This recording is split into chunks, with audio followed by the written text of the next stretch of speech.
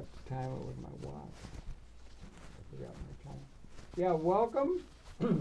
welcome very, very much to Conversations. Okay, welcome very much to Conversation. A pleasure to welcome to the program Orlando Cardozo.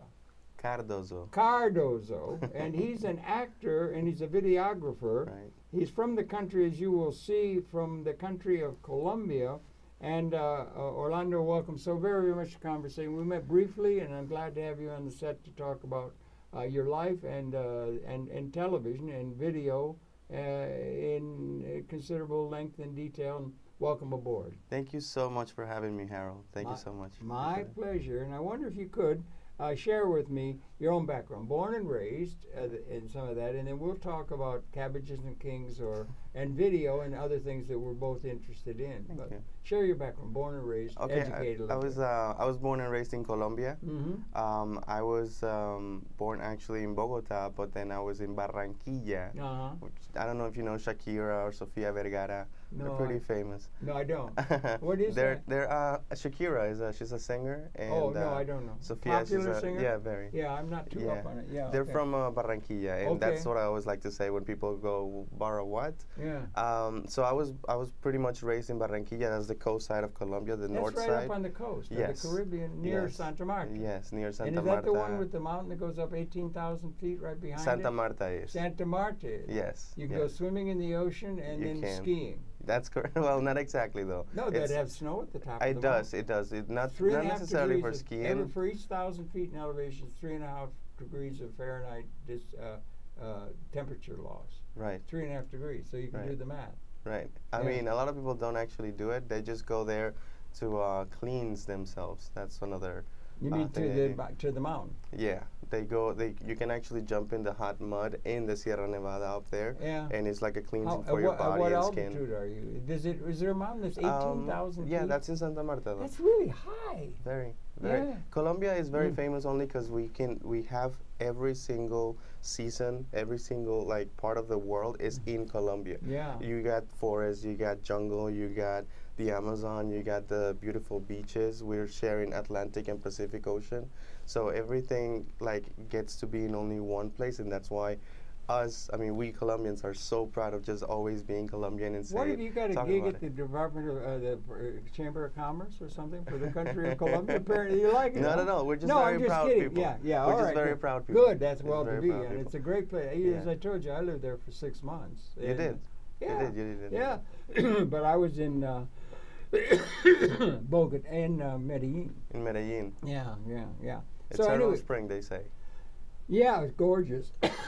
Sort of like San Diego. Mm-hmm. Yeah, but anyway, what about your family and background? My family, on my mom's side, still lives in Barranquilla. My dad lives in New York City. He's actually the one who brought me here to the States 13 years ago. Yeah. I am now 30 years old, so 13 years ago, he said, "Hey, you want to come to the best city in the world?" And I said, "Why not?" He was living here already. He was living here. He had been living here for, I think, 4 years prior to me coming here. He had to arrange stuff, of course, for me to get here. And then I started going to school. I went to LaGuardia Community College, and then I transferred to Hunter College, where I studied film, media, and theater. Continue? No, that's how you got here. Yeah. So how old were you when you came here? I was 17 years old. I was 17. I was very, very scared of everything. The language, I didn't even speak the language back then. You didn't speak the language at all? No, I thought I did, because I knew some songs from Bon Jovi or something. Yeah. But after that, I started just listening to people talk, reading the New York Times, listening to 1010 Wins, actually. Yeah. Just to get how you really sound or supposed to sound in English. Yeah, right. In a decent manner. Yeah. And so I started learning English, and my first job was as a deli guy, actually, at a supermarket. Right. And then from that, I just kept working hard and hard and hard. I went to school. I graduated college. You really pitched in and were you studying when you were in college, or? Well, I had no idea what I wanted to do. You didn't know what you wanted. How did you know which courses to select to take? It was a happy coincidence, because what I did was, I don't like math. No chemistry, nothing that complicated with numbers or anything. But I felt like I was as an artist, I could go either for music or film. What do I like? So I chose a cluster in LaGuardia Community College, and everything was film related. So when I started taking those classes, and I realized that as a film director, you play God in a way. Film director is in charge of the whole thing. Very much in charge, and film, and you get a whole crew, a whole world department, everything. And do you like the idea of being in charge? Yes. Okay. Yes, very much so. Because I do. Maybe you understand this too, but I have an issue with authority. I have an issue with authority, but I'm very anti-authoritarian. You are. Oh yeah, I don't. How do we control that? I don't know. I mean, mostly you struggle. I just want everyone. I want people to be working in combination, but I do have a strong sense of what I want to do and sense of purpose and all that. Yeah. Yeah, that's as it happens. Yeah, if you already have a purpose, like who's to say what you're I supposed to do? was a very bad soldier. Did you ever have to do military? No, I didn't have to in Colombia. I was here. I was born in '35, so I was born a long time ago. '80, so I've been here a long time. And when I was young, I had to go into the Army. I don't know whether you had Army or anything that you had to deal with here in the United States or in Colombia, for that matter. But anyway, I had to go. I didn't want to, but I went into the Army. I didn't like it very much. I used to try as an enlisted man in the boot camp. Young kid, I used to try and explain to the sergeants that we could do things more democratically, and they didn't want to hear it. That's the story of my life. Yeah, right. And I kept getting into trouble. They had what they call Article 15. That would be for minor infractions of the rule, for being a smart cookie or smart ass. Yeah, that kind of thing. But always getting into trouble, but pushing the envelope. Yeah, I think it sounds similar. Yeah, it's always the people who want to invent and just see something and not accept it. Okay, basically that's what I am. Like, if you tell me this is how it is, I will say yes. Okay, this is how it's been done for years. But maybe it can be improved. Right, I can probably improve it, and that's one talent or gift that I've noticed. But you can be respectful of the of the established. That's why I like calling myself an artist. That's worthy. That's an important way to be, really. You can be established. You can be accepting of the elders, maybe is the term to put it, or something, or the established way, but still be able to say, well, look, we can do things a little different now that things are changing. Definitely, you always have to be respectful of the craft. I think that's a message of the evolution of human society, maybe, generation after generation. True. Maybe. True. It's just a thought, True. Anyway, you got interested in film, and you're still, and you've been doing videography also. You got it down videographer. Yeah, I have. So I went to school for film, TV, media, theater. On the side, I've always studied on my own. Yes, right. That's what they call autodidact. Do you know that term? Autodidact. Yeah, I love it's the same term in Spanish, autodidacta. It is. It is. Same exact term. I wonder if it's the same in Peru, if it's the same in Chinese. I wonder if it's it's a thing that where you're teaching because it's like a hound dog after a fox. Yeah. I mean, you're going because you're not because of some exterior thing. That's making you do it. It's because you're really driven to run that hound dog down, or run that fact or figure or event down. Yeah. Right. The way I see it is like a lion would be. A lion, yeah. You don't tell a lion what to do. Like it just grows. Are you the one who's got a thing that says a lion never worries about the opinion of others? A lamb Yeah, exactly. But you do it in a very funny way. Yeah, you got a great sense of humor, right? Thank you. Do you think the sense of humor translates language to language? Is there different being Spanish background? My background's Anglo-Saxon. Right. But anyway, it can translate if you know how to say it. Right, because like there are things that you can say in English that can be very aggressive, and in Spanish, if you say it, people will take it in a wrong way, like or too aggressive maybe. Because here in America, or in New York City at least, I always like to talk about New York City because that's the only city I really know here in America. You like everything that I know, I consider myself a New Yorker. A lot of people won't like me saying that. But I do consider myself someone who's aggressive enough to take what he wants, but respectful enough to respect others in the craft and everything else. That's the mark of a gentleman, I think. Are you calling yourself my mother taught me well. Yeah, your mother, Yeah. She's still alive. She's still in Barranquilla. She's in Barranquilla? Yes. Do you ever get a chance to go back there? I do, every now and then. Although I haven't seen her for a couple of years already, but I'm planning on going soon. That must be quite a trip to go back, right? Not anymore, actually. Thank God for well, I technology didn't and mean. everything I mean, it would be a good thing to do. I mean, Yeah. yeah. Yeah, I do want to see her. Because again. you're right in a whole nother environment and everything like that. I've never been there. I was over in the Choco. You should come to Colombia with me on February. What's February?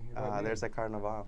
A carnival, particularly to Colombia or to Latin America? It's from Barranquilla. From Barranquilla. So it's after the Brazilian carnival. The Barranquilla carnival is one of the most famous in the world. Is it well attended? Yes. How big is Barranquilla? Not too big actually, like about 3 million people. 3 million is quite a few. Yeah, but it is one of the biggest cities in Colombia. Yeah. And it's right on the sea, right? Yes, and it was pioneer for phone lines actually, and phone lines, and it was the biggest. It was the first port in Colombia actually back in the day, like 1900s, I think it was. Yeah. Okay. Yeah. Oh yeah. Well, it would be. Yeah. Okay. Yeah, it's pretty hot over there too. It gets more. Yeah, you're right down on the. Yeah. Okay. Yeah. Well, very good. So you went to school there. You went to LaGuardia. Is that a college? Yeah, it's a community college. Community college. Yeah, that's like 2-year college. Yes, that's the so thing. Do you get an associate's degree? Yeah, I didn't wait for that though. You didn't wait for that. Because I always like to. I ask a lot of questions all the time. You do. So I like to always try to find out what the best thing for me is. So I started asking, what do I do? What is the best thing for me to do? And a lot of people said, well, just transfer. Just take get a bachelor's degree instead of an associate's. And after that, well, you have a title, and then just do whatever you want with your film craft. But you transferred to what? To another division of the college yes. you were at? Yes. Oh, I see. So I went from community to a 4-year college. And that was still at LaGuardia? Hunter. Oh, you went to Hunter. Oh. That's right, Hunter College. And did you study the same kind of things there? Theater, yes. that kind of Actually, I expanded my acting a lot more in Hunter College. So it was more theater, acting. I wanted to know how the whole TV world worked. And then while I was doing that, I was actually working at CUNY TV as well. I know, right on 34th Street, right? That's correct. Is that where the studio? That's where Mr. Hefner used to take. That's correct. Oh, Richard Hefner, rest in peace. Yeah, were you able to work on his program? Yes, sir. What did you do? Did you direct, or were you camera? Or I was a cameraman, sometimes floor manager or audio guy or whatever. But Richard Hefner, I remember him when I first met him. He was a wonderful guy. First time I met him, he was an inspiration to me. Yeah. There's professional and there's Richard Hefner. He was just outstanding individual. He can always talk to you anytime. He's got the same energy. You're talking as a human being. Yes. Yeah, but he was a great intellect. Oh, that too. Yeah. That too. He could have a conversation with just about anybody. Yeah, he was very good. He was an inspiration to me. There wasn't. We used to have some of that in terms of early television. That's good. So how long were you at Hunter? I mean at CUNY TV. CUNY, yeah. I was there for 5 years. That's a long time. That's a long time. Yes, I learned a lot about how this business work. There's the usual hashtag, hurry up and wait. You know what a hashtag is, right? Well, I know that's the thing you add to Twitter or something. Yes, is that hashtag associated with Twitter? It's basically whatever you do in social media. If you hashtag it, it's basically like a search. Like a word that you can just click on it, and you can see like a keyword. Keyword, right? And if you click on it, you'll see anything in the world that has ever done that hashtag will have like a post related to it. So that's another way to get more followers, etc., etc. I don't know followers. What that followers, basically. Okay, so there's the biggest ones. You're giving me a lesson in social media now. By all means. Because the only thing I have in that way, although are you familiar with a guy named Levinson, Paul Levinson, by any chance? Yes. You are? Yes. Do you know him, met him? Major guy. He's written on the media. He's dear friend of mine. Really That's good amazing. guy, writing in the implications of social media. And he was a friend. I'm surprised, or you might want to. It's up to you. But you'd want to be aware of Marshall McLuhan. There was another man. I'm wondering if you were aware of. You mentioned him earlier, but no, I don't know. No, I'm suggesting now. Definitely. Don't lose track of that. Of course not. No, okay. Yeah, you got a steel trap mind. You don't lose anything, right? It's all back there. But there's another one. There's a Bucky Fuller. Have you ever heard of him? No. Those two names I would suggest you might want to look. You and your generations might want to look into possibly. Yeah. I'll tell my generation. Yeah, they were major figure. But Paul was a writer on media, and he wrote really well. And he was a close friend of Marshall McLuhan, a friend of that giant. He was a giant. He was the oracle of the electronic age, and we're coming into the electronic. So if you want to understand things intellectually, what's going on with the media and so forth, Those are two figures you'd want to be associated with, I would suggest. I would As love somebody who's coming out of geography and everything. But Paul is really good. Right. And he wrote a book now, The New Media. He's written many books, and he writes really well. And he wrote a new book, The New Media, and he's talking about social media as being something different than traditional media. Traditional media, we had print, and then we had newspapers, and we had radio, we had television, we had telegraph. It goes back, and then it goes into. We finally get television, then we get cable television, then we get the new media, we get computers. All of that development going on, and so the new media. And it's really interesting to me because he was writing about and you got three things that he was particularly focusing on, the implications of it. One was this thing called Twitter, and another thing was something called Facebook, and then there was YouTube. Right. Those three things he counted in what they call social media. Can you understand where the social media is differentiated from regular media, television and cable and so forth, and how does that all work in terms of the youth? In terms of what they do and what the media means to youth. You represent youth, for me anyway. Yes. But you understand what I mean? Yeah, I mean, the way I see it is that we are more impatient nowadays. It's always been like that with you. It's always been. In a way, yeah, we understand that. Right, yeah. so we just want everything, every type of information faster. So when I try to compare, let's say, getting a newspaper and reading the whole thing. That's what it used to be. That's all there was. Compare that to just opening your Twitter and just checking every single news Twitter account, and just click on it, and it'll tell you everything. Just the first the first title will tell you what's going on, and it's just quicker information for you. You know what I mean? Okay. So it's just easier to do that than just going back to the usual. The newspapers. In fact, it looks like, from what to the lament. I'm a scholar, so you spend a lot of time in the stacks. You have to go and get a book, and you have to read. All that you're used to, and so you did that. Everybody did that, and now it looks like we're coming into a post-literate world. I mean, the book and the literate. And the perceptions that come from living in a literate world are different than living in an electronic world, because we shape our tools, and thereafter our tools shape us. Right. And we were influenced by in terms of our consciousness and so forth.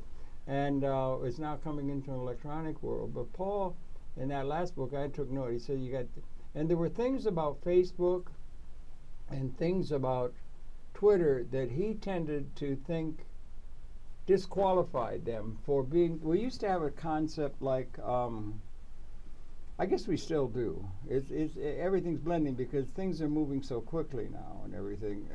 But we used to have a thing like the newspaper of record. You have a record is being kept. The established. It used to be the London Times, then it was New York Times, or you'd have a newspaper of record, or the record, the official word on things and everything, and they would have that kind of a concept and everything. But in terms of the social media, there were reasons that he thought that Twitter is text. You're doing text. It had certain kinds of biases that were inherent, and it was text. And also for I don't know exactly what it was about way this thing Facebook's work. It's just phenomenal. It's all over the place and everything. The way they work that eliminated them from what the premise he was making for where the world's going in terms of the record. And it had to be something, the trend, the historical trend, had to be something that was obviously moving from literate, that's one thing at a time, literature. You have A, B, C, D, E. It's literate. It's linear. Linear. We have non-linear editing now and everything. We have linear and strung out in a way that strings thinking, and thinking is thought that way since the phonetic alphabet, and so forth. And we're going past that. And so he had it for the multisensorial. When we walk through the world, we don't think that way. We don't see things that way. We see things multisensorially. We see multimedia multisensorially as we walk through the world. and everything.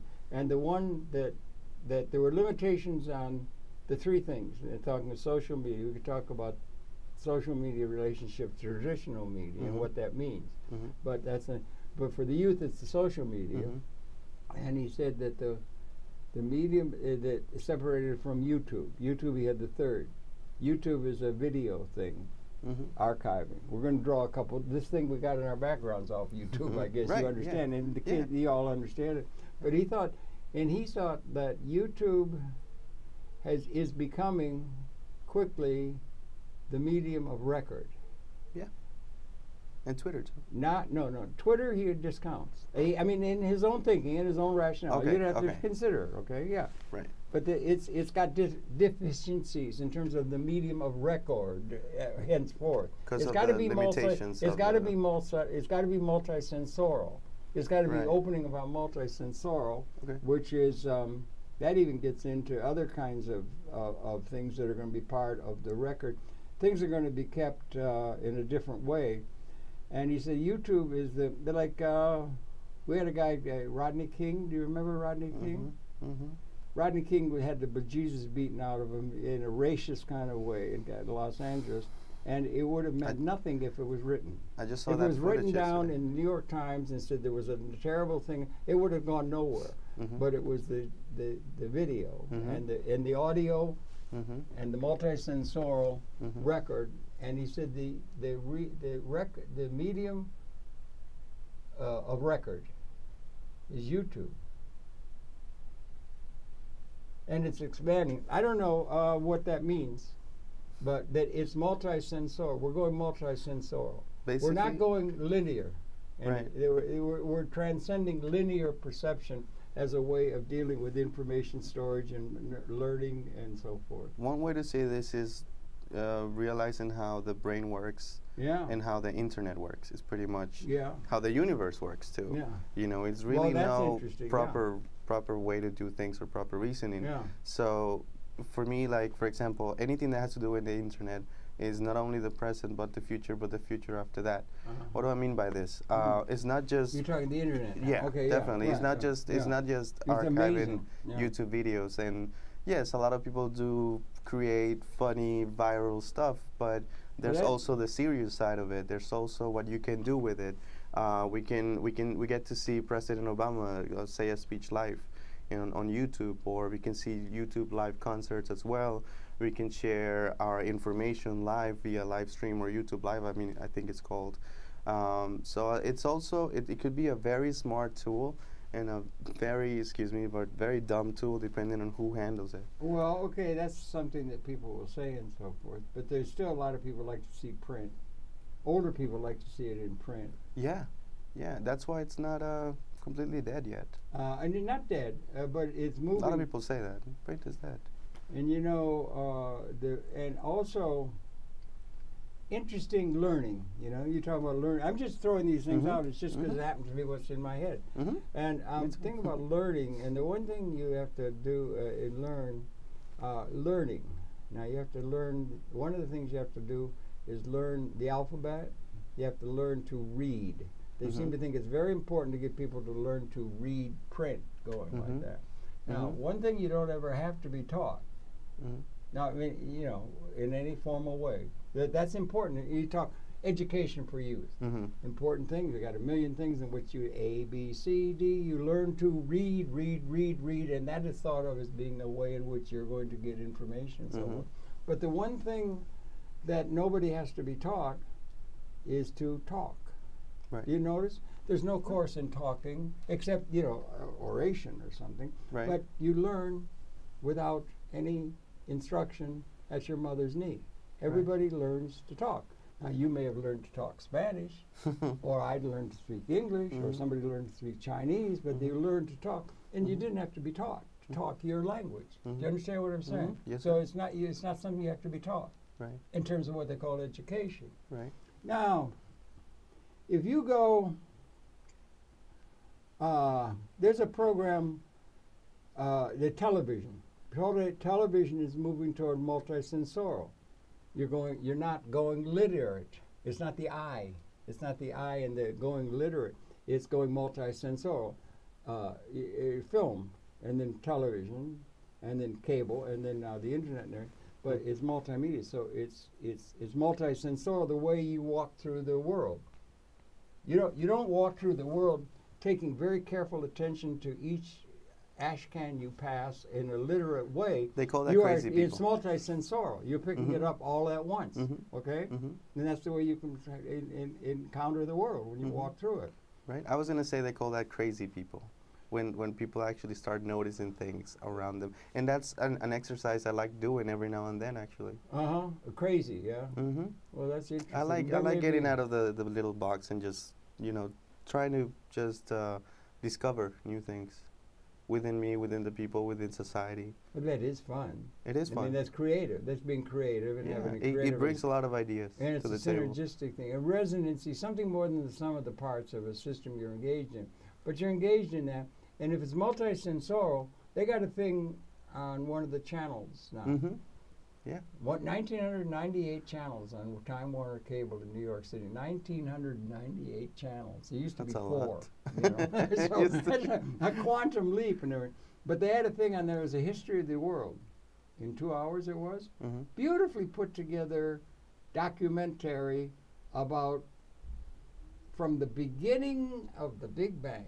13.7 billion years ago, when it was all contained, you could get really good voices, deGrasse Tyson or people, or Michio Kaku, or people who understand the physics and all of that.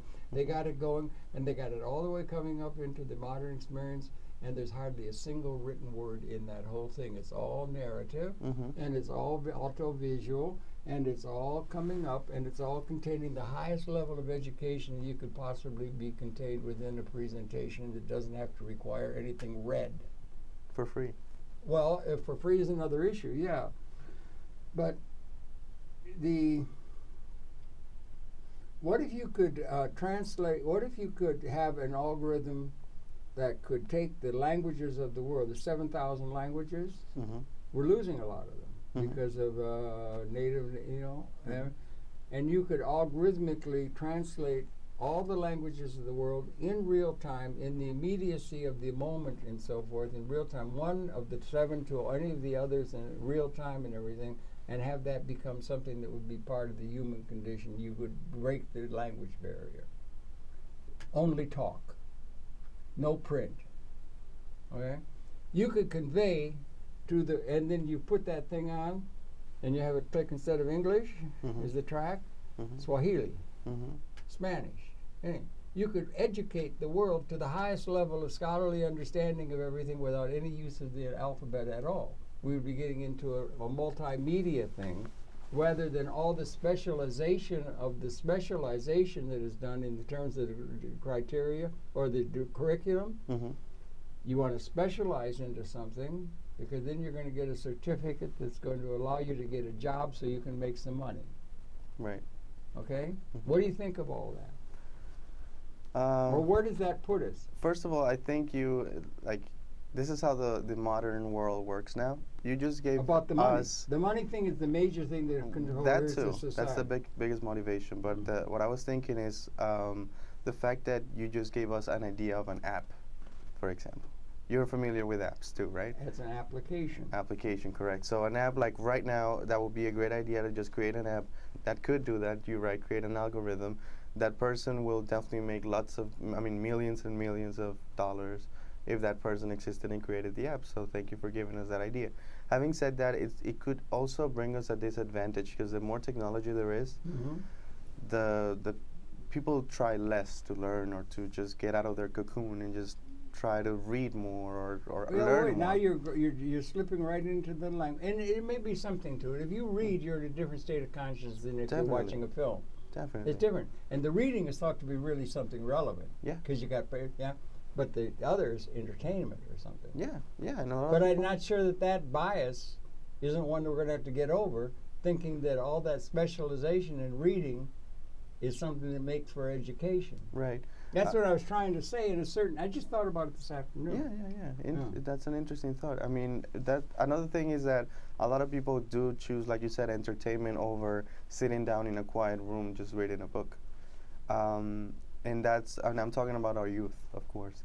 talking about people younger than me. That What do the younger people do? Do they read books much now? Seems to me the world reads them less and less. Yes, that's true. Because again, and they're technology. disappearing. Yeah, technology, internet, Twitter, Facebook. It's a lot more interesting to see what your friends are doing, and who's pregnant and who's Well, getting I'm married. thinking about passing on the story of human knowledge. Yeah, that if doesn't you have a happen thing anymore. like that where you could translate that and you present the best minds in every in fields where you're connecting a lot of different things. You're not just specializing, but you're taking it. Yeah. That's like I said. I think we're going electronic, and it would be good to have the store. And then you're going to the way it's going to be presented at planetariums. Planetariums are coming. Planetariums are the way you experience the light. You don't experience the world when you walk through it like a little slit in reality, like television. Yes. A little slit in reality, yeah? Well, the way you experience the world is a planetarium. Right. And the planetariums are the largest video display screens in the world. And they are coming now. And there's even architectural Well, they've been around for a while. Well, they've been the big ones, yeah, they are. And there's still a big camaraderie, and it's great shows they put on. Grass Tyson and Carter Emmert here at the, they do that. But there are architectural firms where they're going to be building into the home a den, a kitchen, a bathroom, and a planetarium.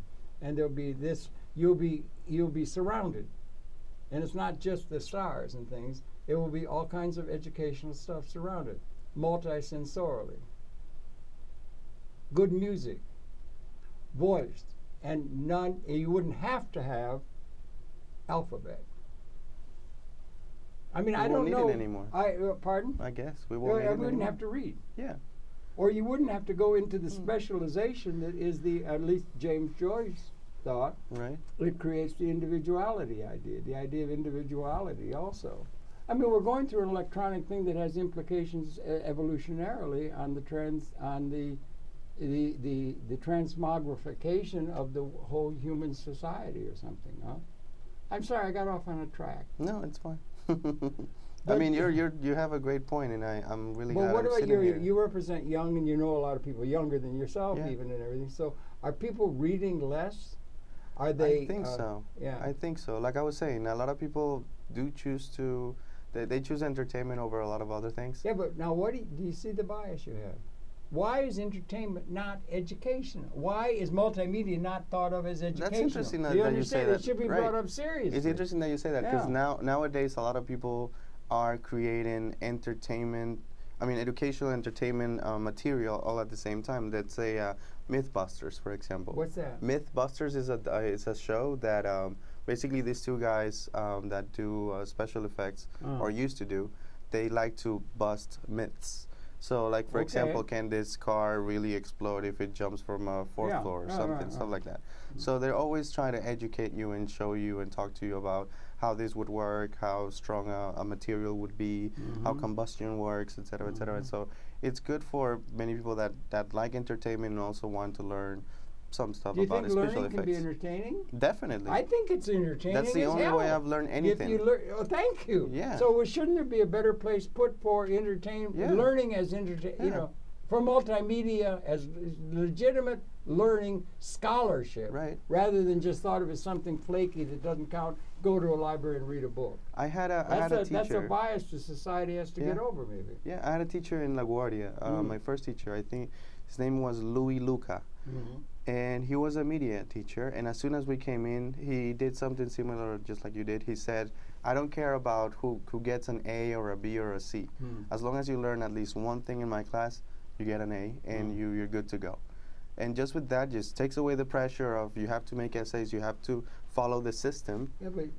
And he did teach us how media works, how people perceive it, that every type of shot, every type of color or how something is created or portrayed to us is not by mistake or it's not a coincidence. Like it's meant to be. Like there's a Colgate or it's a toothpaste commercial that shows the the two people with beautiful smiles, and the guy is holding her, like it's a couple. Yeah. So the guy is holding his wife, but we don't see that there's also another arm right here.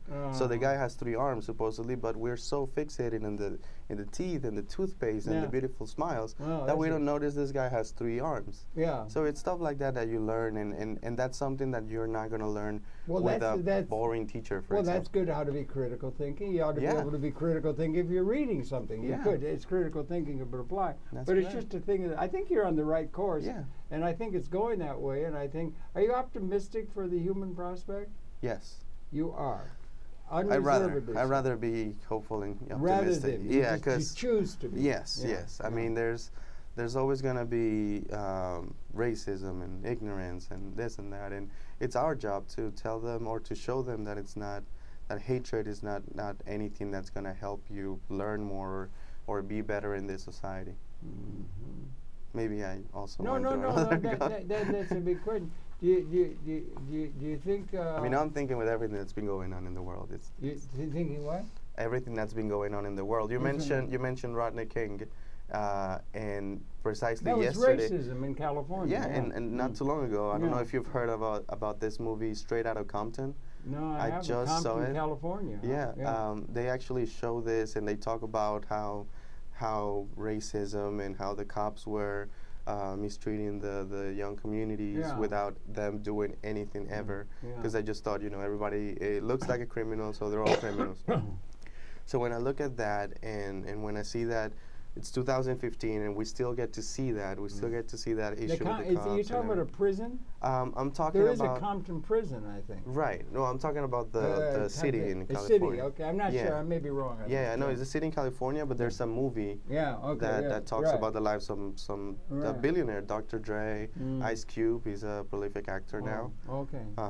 And so, basically my point is that a lot of people are still acting the same way. So we're not progressing. We're not evolving from that. We are a lot of people are not choosing to evolve. A lot of people are not choosing to read, and a lot of people are not choosing to make smarter decisions. And it's fine. It's their life and etc. That's what I'm saying. It's up to us to probably change the rules, and that's why I like to think of myself as a innovative person or someone that can always make something better or make a difference rather. And people like you and me and many others, Steve Jobs, for example. I mean, I'm not comparing myself to Steve Jobs, but he's a great example of someone that can just say, this is what I want, and I'm going to come up with this no matter what. And yes, he was fired, and then he came back because he knows exactly that he had a vision, and that's where I'm going to, and that's where I'm going for. What did he do to get there? He read. He read a lot. Well, he did, but that was the only thing people could do. I'm trying to make a case for the folks. Right. He was also creating an easier tool to learn and to work with, the Macintosh. Yeah. Okay. That's an entrepreneurial kind of thing that somebody can do. It's good. It's encouraging. Edison had to, and there's all this progress up the ladder. It's about 10,000 generations. That's something to think about. And are we talking about a major? And the world's been in a certain way for 10,000 years. Right. 10,000 generations of Homo sapien.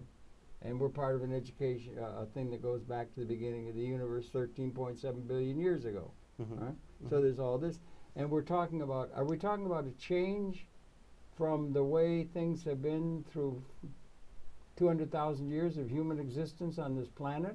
Or are we talking about a change from one political organization to another, or one weapon systems to another, or the little things that make a French Revolution as one change thing that happened, or that kind of thing? Or are we talking about coming to the end of a long process that we're culminating in a way that relates to evolution even, or what?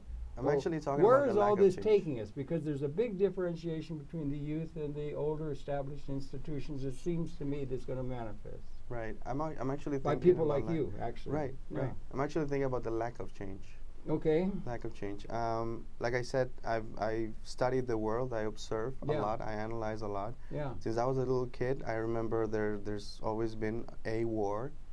There's always a war. I don't know why, but there's always a war. There's always an issue here and there with the world, with the politicians, with you know, the system, with the cops, and we all have the power to change things, and nothing changes. I mean, something. Do you perceive in that scenario? It'd be like a film, like a movie going on. That's okay? the thing. That's and do you why see I like in doing that movie that there are blatant injustices in terms of the whole of the human society being so ill-served for the benefit of just a few, which has been the condition out of which the whole social, political, and economic system has been evolving?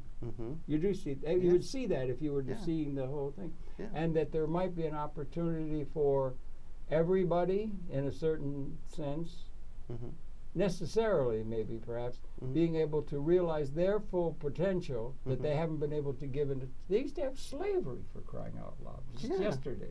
Slavery, chattel slavery. And in a certain sense, people are locked up in these power relationships where they're essentially, do you understand, is that part of the film that we can see unfolding before us? And is there a chance for there to become things that will happen to have an outcome for the whole system rather than just a few people who benefit at the expense of others, as always they have in these wars and so forth? Right. Is there something changing fundamentally that makes possible something that has never been? What's changing is the voice of the people. Okay. That's what's changing. You think so? Okay, that's important. Yes, and going back to the internet topic. Yeah, internet's amazing. There's so much more that you can do now. You can, whatever opinion you have, whatever thing you want to do, you can change the world. If you really want to nowadays, you can really do change the world. And you can do it via the internet. You can do it via, you know, followers on Twitter. So you can do it via posts on Vine and YouTube. So that's something that's changing, but sadly, those same people do not have enough power or people that they know or money to influence the real world. And the real world will always have, you know, the people that have come from that background of 1991, that background of 1985, that background of Ronald Reagan or whatever else. That's why I like to always think that it's up to us to change it, but who cares about it? Who really wants to do it? Who really wants to change things over here, you know? So that's the only change I've seen in, again, my, as I grew up in this country and as I see how my country is with the problem with the war and the drugs and everything. Like that usual, for example, as a Colombian, I don't like, and I would love to say this to you, I don't like it when people just make that cocaine joke. No, well, about the FARC and all that. Or because it's a serious issue. It's fighting over money. Yeah. It's money. And people have died. Innocent people have died for this whole war on drugs here in Colombia. And a lot of people just take it as a joke. Now Netflix has a new show also talking about Pablo Escobar. He was. And there's been movies and documentaries. He was somebody who was in Medellin. Yeah, that's right. That was before he was the biggest drug lord. He was the biggest drug lord. He had tons of cash. Now we got everywhere. Chapo or somebody down in Mexico. Chapo, that's the Mexican, Yeah, and that's the thing, looking for a market for people who are dissatisfied with something that they have to go to a drug that maybe it'd be better if they didn't have to go to you know what? Or something. Do you know what I'm saying? Right, and it's not only that. They, like, one thing, and I'm not trying to defend a drug lord, but Pablo Escobar did help his community. Market, and he helped his community too. That's what I hear, Yeah, he built churches, he had a zoo, he had all these things around Antioquia, and he always wanted to make that department a lot better because he had the money. He would have, if he would have had more knowledge, or if he would have been somewhat smarter than what he already was, maybe things would have been different. But I mean, obviously, what you do is illegal, and you have to pay the price, of course. But in the end, like, he did try to make things better, and then that just started a whole chain of terrible, violent people who decided to, you know what, let's just kill others for money, for cocaine, for the drugs. What about that? I think, if I could, I'm just talking, right? We're just talking. But it seems to me, if you look at the human condition, there's all kinds of things that motivate human consciousness. One is just understanding and everything. And then there's also institutional biases and certain. But it seems to me now, as the way things are, the main thing that influences the structure of world society, and I wonder that it all works. It's amazing the system works. I mean, you go to the shop and the milk is on the counter. It got there, you know, it works and everything. But the main thing is money. Seems to be the main Trump thing that seems to be behind everything. Pablo Escobar was doing the drugs because there were people who were upset and they wanted the drugs, and because they wanted the drugs, you could get it. You could make money. Right. So you could say you could say the same thing. Instead of Pablo Escobar with drugs, it's the warlords saw that the people were upset and that they could make a lot of money by making war on another country and so forth. And they can make a lot of money, and so they go and it's like a drug lord. Or the other kinds of negative things that motivate the society.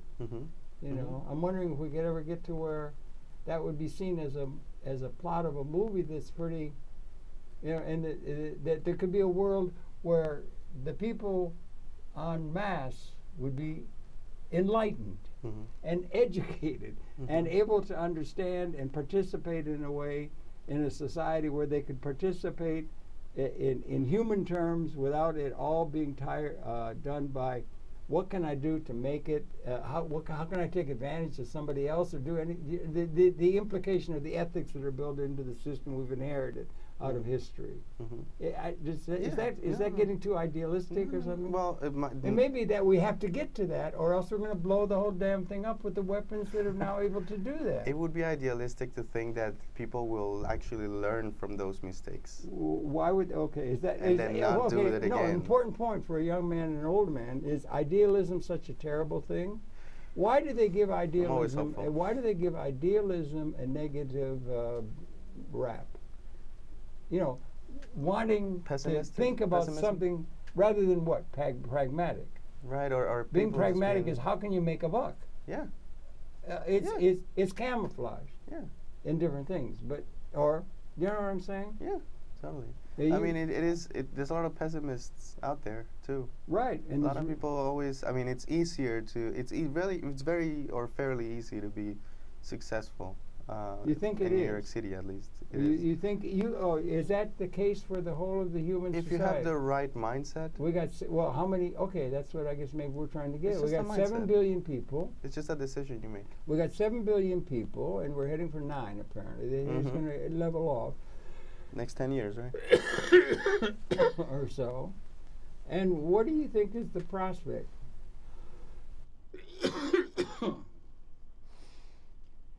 And are we at a time of some sort of qualitative transformation rather than just a quantitative change? Things are moving in like an end time or something. That is not just the normal phase of history with all this technological extension of consciousness and capability that is characteristic of the time in which we live and work. I'm not sure. I have the feeling that we may be it's not your normal time. No, everything is I don't know if youth feels that or not. They've always been that. They've been interested in change and everything. But is it being felt in a new and responsible way by the youth coming along? Or is it just another thing, how can I get a career, how can I make out, or something, or, you know, or is there blowing in the wind? Bobby Dylan was a great poet in the 70s. He said there's something blowing in the wind. It's there.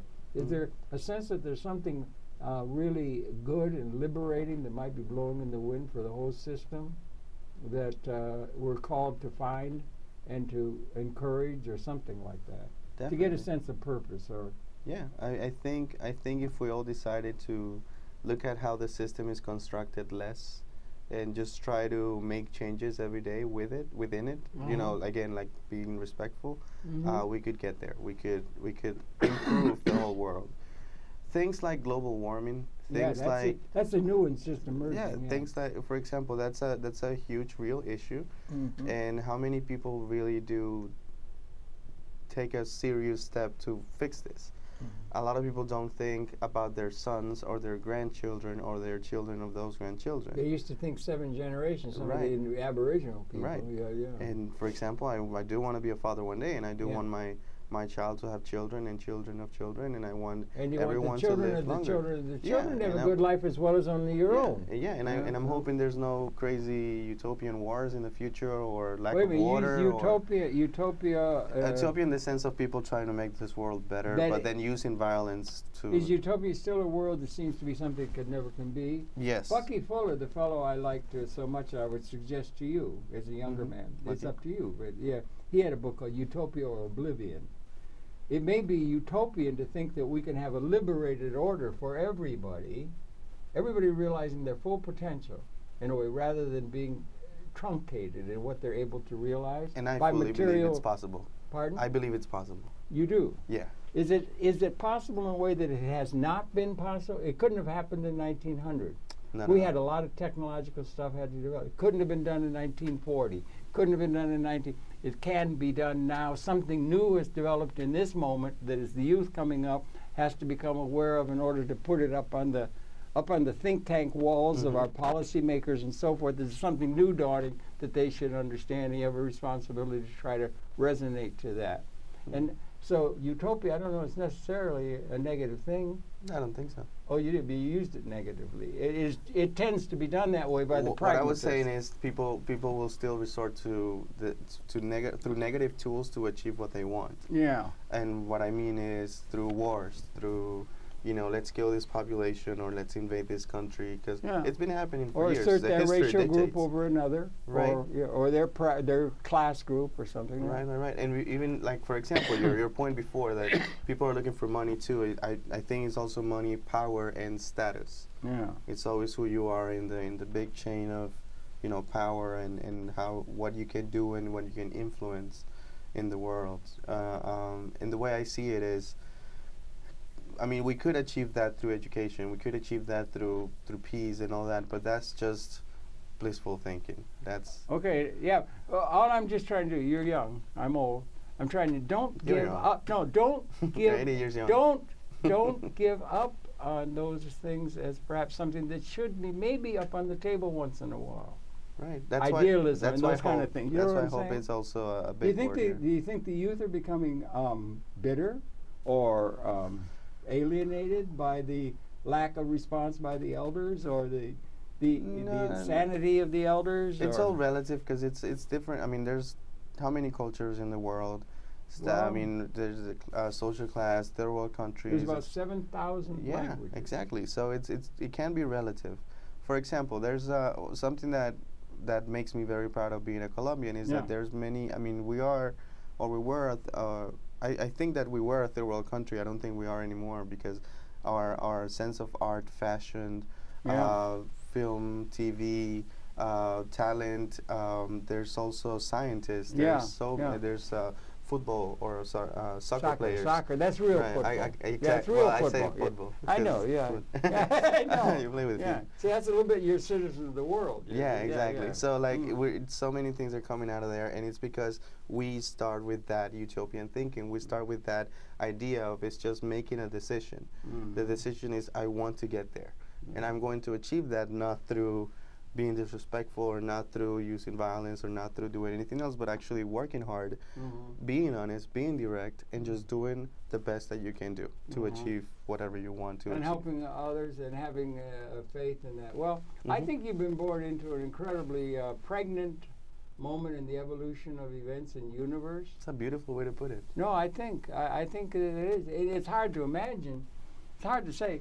There's been 10,000 generations, man. This is the major one. I mean, probably all people said that in the 1520s or something. They would say, this is really something. The horses are really running fast or whatever, you know. But there really is something going, and it's and all these cyber things are going exponential. Yeah. I mean, there's all kinds of possibilities that are emerging there, coming out of that seem not to be reasonable in terms of the market-oriented kind of thinking of so many of our or the backward thinking institutional assumptions of our institutions by which we get a sense of identity. And actually, those institutions are also starting to change their minds. They're Maybe, also starting to be more open-minded. I know. There may be some hope in that. There's definitely hope. That's also my work. So are you optimistic then? Very. You are very optimistic, Very. and You gotta, there's a song. Do you remember the song? Which song? You gotta accentuate the positive, eliminate the negative, and don't mess with Mr. In Between. Something like you gotta spread joy up to the maximum, bring gloom down to the minimum, and have faith in pandemonium, liable to walk upon the sea. And it goes more. But anyway, Who sings it? I don't even know. It was some popular song from when I was your age. You know, we had a faith. Like 20 years ago, right?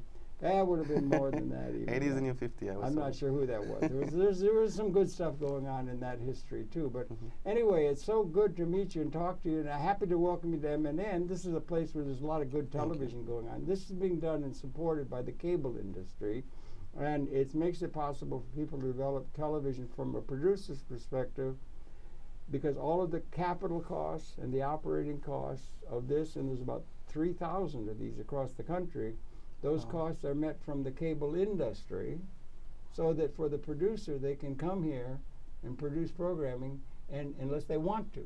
Now I know they might want to, or they might want to use it to get to what they want to. If they want to, they can produce program with never high definition, cutting edge, network capability of the technology, never thinking about money.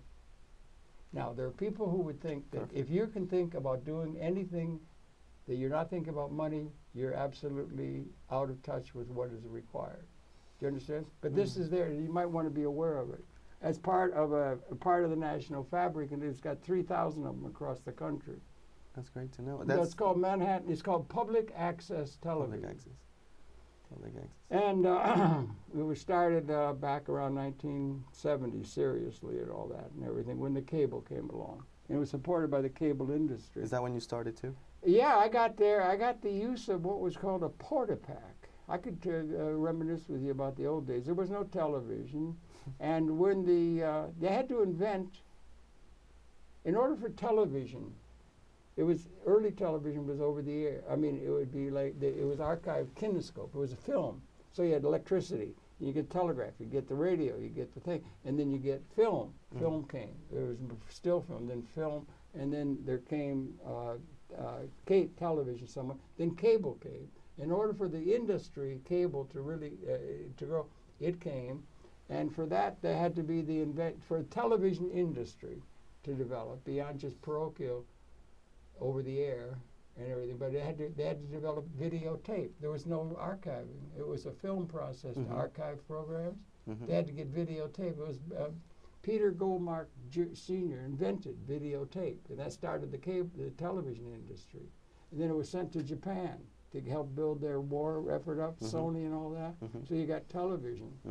And then there came cable. Well, Sony were the pioneers in many aspects of television, film. For the production of the equipment. Once they got it was off to the races with television. Now comes cable, and now the internet. And it's all coming, and it's going exponential. It's hard to even envision. That's not 1, 2, 3, 4, 5. That goes 100, 200, 400, 700. You know, the capability is emerging. And the capability for doing things in terms of cyber and information are just going exponential. So it's a very pregnant time that you come to be into your maturity, I would suggest. And I love the fact that I'm here now, because honestly, like you said, it's a matter of just making a decision. Yeah. You put it very easily for me, because you say that you come here and you produce these shows without thinking about the money part. No, you don't have to. If you want to, you can. That's the beauty of it, though. That's the beauty. Like whenever I do anything that I really love and I'm not getting paid, I don't care about it. Keep that. Don't lose that. Don't lose it. Don't sell out. Don't sell out. I'm not going Listen, we've run out of time. We had a clip. We didn't get it in. We'll do it on another occasion. Sure. This is the beginning of a beautiful friendship, I would hope. Thank you. I hope so too. Yeah. Okay. Your pleasure. Have the perception then. Orlando Cardozo, a good Colombian and a good New York City guy and a young representative of the video generation. Happy to have brought you to those perceptions. Thank you very, very much for coming in. Glad we were able to do this. Sorry I talked too much, but okay. We'll try to put it together. Okay, thank you for viewing. We're coming back on Conversations tomorrow, so do tune in. Thanks again, Thank Orlando, you, sir. for coming in. Your pleasure. Thank you. Okay.